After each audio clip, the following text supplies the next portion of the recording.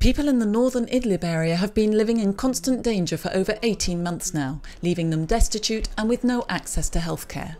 Local solidarity is helping to run a secret healthcare facility. An MSF team offered its support.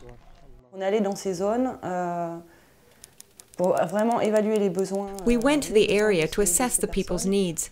Then we started to support the medical health posts, offering medical supplies and helping them with training, because lots of people are acting as nurses because it's a war situation and there's nobody else to do it. We've also been trying to set up an ambulance system to evacuate people from the area.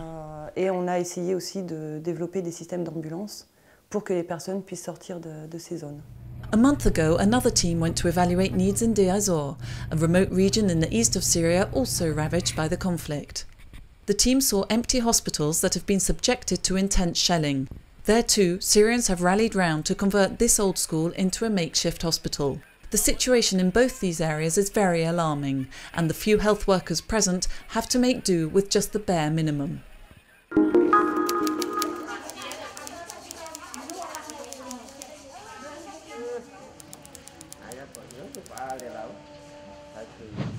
Bedaquiline is a new drug that has just been approved by the US Food and Drug Administration. Tuberculosis has developed an increasing resistance to the drugs normally used to combat it, making it a difficult disease to treat. It takes 2 years to treat drug-resistant TB. With up to 20 pills a day, 8 months of daily injections and severe side effects, treatment is complicated and too few people receive it. This drug presents new opportunities. Bedaquiline gives us a real potential to have a new regime with less side effects, more effective, shorter. This in turn will give more access to treatment for drug-resistant tuberculosis, which today is very neglected. Of course, there's still a lot of questions to be answered. How to best use this drug? What are the side effects?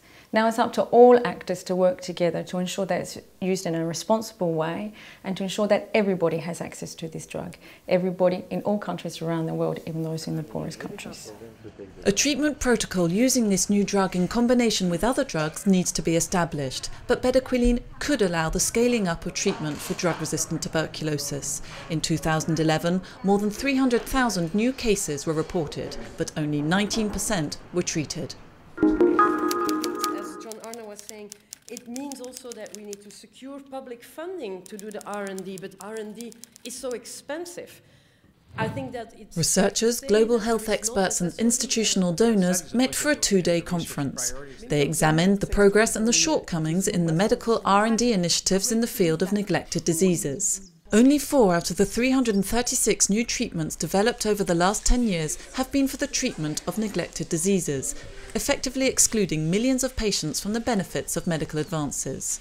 MSF put forward this analysis during the international conference before going on to make its recommendations. It's clear from MSF's work in the field that we are still lacking the tools we need, both diagnostic and therapeutic, to treat many of the conditions that we encounter. Today's vaccines have specific cold chain requirements, which poses a really tough logistical challenge, and these vaccines need to be administered in several doses.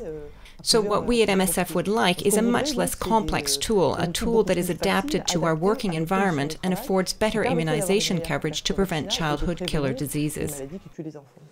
22 million children still do not receive the vaccinations they need. And if tuberculosis and tropical diseases such as Chagas are so-called neglected diseases, the fact remains that they are responsible for more than 10% of deaths worldwide.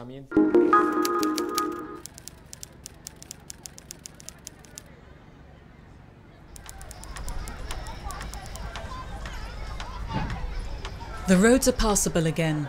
The end of the rainy season saw the arrival of new refugees, mainly women and children at Yida camp. Often very weak, they are able to receive health care here. In August, MSF increased its medical capacity to reduce the very high mortality rate in the camp. There are now 80 beds at the MSF hospital, and the medical teams give consultations in several different locations. Although the situation has stabilised, the teams are watching closely in case of another massive influx of people. We've maintained the medical capacity we put in place during the emergency. We've got tents that we aren't using right now, but we're leaving them up for a few more weeks while we wait to see if there's an increase in admissions and people needing medical care.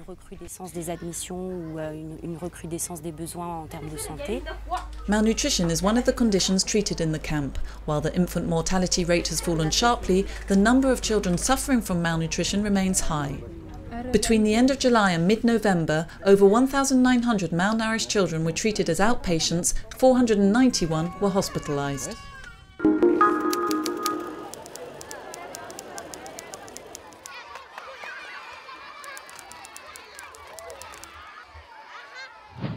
Over 100,000 displaced people are living in camps around Goma in North Kivu.